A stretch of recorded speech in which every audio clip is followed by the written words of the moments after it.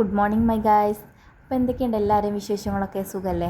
അപ്പോൾ ഇന്ന് രാവിലെ എന്നതാ നല്ല ചൂട് പൊറോട്ടയും നല്ല ചൂട് ചിക്കൻ കറിയും. എന്തായാലും രസം. എന്നെ പോലത്തെ പൊറോട്ട ലവേഴ്സ് ഉണ്ടെന്നുണ്ടെങ്കിൽ ജസ്റ്റ് വീഡിയോ ഒക്കെ താഴെ ഒന്ന് കമൻറ്റ് ഇട്ടോളിട്ടോ. പ്രത്യേകിച്ച് വീഡിയോ ഒന്നും എടുത്തിട്ടില്ല.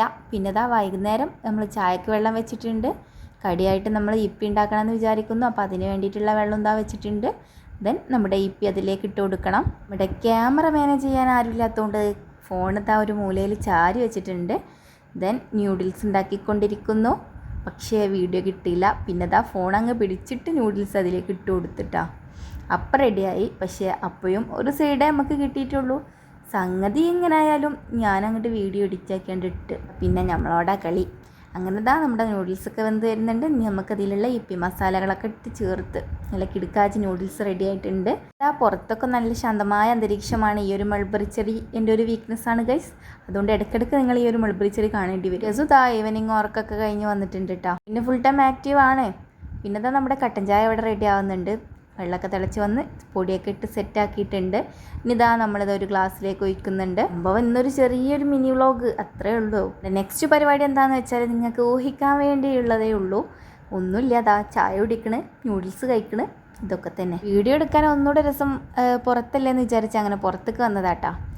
അങ്ങനെ വീഡിയോ എടുക്കൽ കഴിഞ്ഞാൽ അത് തന്നെ പോയി. നമ്മുടെ ഷെസു അവിടെ ന്യൂഡിൽസൊക്കെ കഴിച്ചുകൊണ്ടിരിക്കുന്നുണ്ട്. ആളെ ശ്രദ്ധിച്ചാൽ അറിയാം, ഒന്നും ചവക്കുന്നില്ല, ഒക്കെ വീങ്ങി വിടുക കേട്ടോ.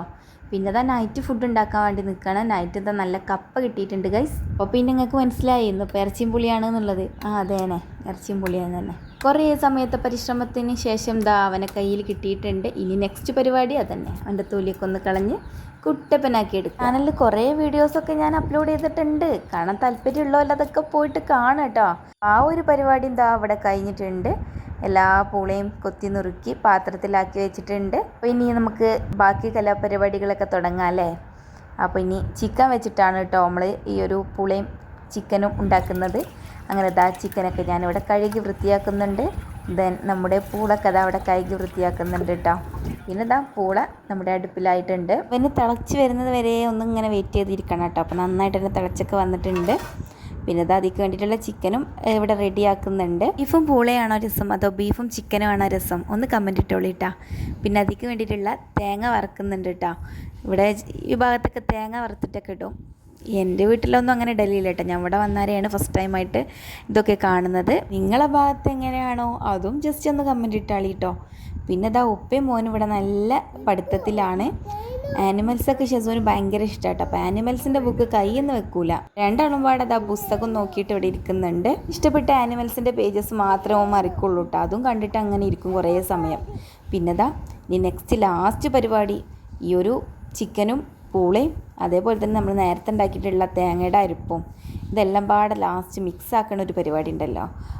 അത് ഭയങ്കര ഒരു ഇടങ്ങേറി പിടിച്ച പരിപാടിയാണ്. അത്യാവശ്യം ക്വാണ്ടിറ്റി ഉള്ളതുകൊണ്ട് തന്നെ നമ്മളെ കൊണ്ട് കൂട്ടിയാൽ കൂടുന്നില്ല. ഉമ്മ കുറച്ച് സമയം ഇളക്കി നോക്കി, ഉമ്മനെ കൊണ്ട് പറ്റിയില്ല. പിന്നെ ഞാൻ കുറച്ച് ഇളക്കി, പക്ഷേ എന്നെ കൊണ്ടും പറ്റിയില്ല. അറ്റ് ലാസ്റ്റ് നമ്മൾ ഇക്കാനെ വിളിച്ചുകൊണ്ട് വന്നിട്ടുണ്ട്. അങ്ങനെ അത് നന്നായിട്ട് തന്നെ നമുക്ക് ഇളക്കി മിക്സാക്കി തരുന്നുണ്ട്. ഇതെല്ലാം പാടെ മിക്സാക്കുമ്പോണ്ടല്ലോ ഒരു സ്മെല്ല് വരാണ്ട് കേട്ടോ. പറഞ്ഞറിയിക്കാൻ പറ്റാത്തൊരു സ്മെല്ലാണ്. ഇപ്പം ഞാൻ കൊതിപ്പിച്ചെന്ന് പറഞ്ഞിട്ട് ഒന്നും നോക്കിക്കാൻ നിൽക്കണ്ട, വേഗം പോയിട്ട് കുറച്ച് പൂള വാങ്ങിക്കോളി. പിന്നെ പെരുന്നാളൊക്കെ അല്ലേ, ബീഫൊക്കെ വീട്ടിൽ ഇരിപ്പുണ്ടാവും. അപ്പോൾ ഒന്ന് ജസ്റ്റ് ഒക്കെ ഉണ്ടാക്കി നോക്കി. പിന്നെ ഈ ഒരു തേങ്ങയുടെ അരിപ്പ് ഇടാത്തവരൊക്കെ അങ്ങനെയും ഒന്ന് ട്രൈ ചെയ്തിട്ടൊക്കെ നോക്കിയിട്ടാ. അപ്പം നമ്മുടെ സംഭവം ഇവിടെ സെറ്റായിട്ടുണ്ട്. ചിക്കനും പൂളയും അറിയുമ്പോൾ തന്നെ വായിൽ വെള്ളമൊക്കെ ഊറുന്നുണ്ട്. 2 ദിവസം മുന്നുണ്ടാക്കി കഴിച്ചതാണ്, സാരമില്ല. അപ്പോൾ നമ്മൾ പാത്രത്തിലൊക്കെ വിളമ്പി കഴിക്കാൻ വേണ്ടി നിൽക്കുകയാണ്. ഇതിൻ്റെ കൂടെ ഒരു ചൂട് കട്ടൻ ചായയും കൂടെ മതി കേട്ടോ. സംഭവം കിടുക്കാച്ചി.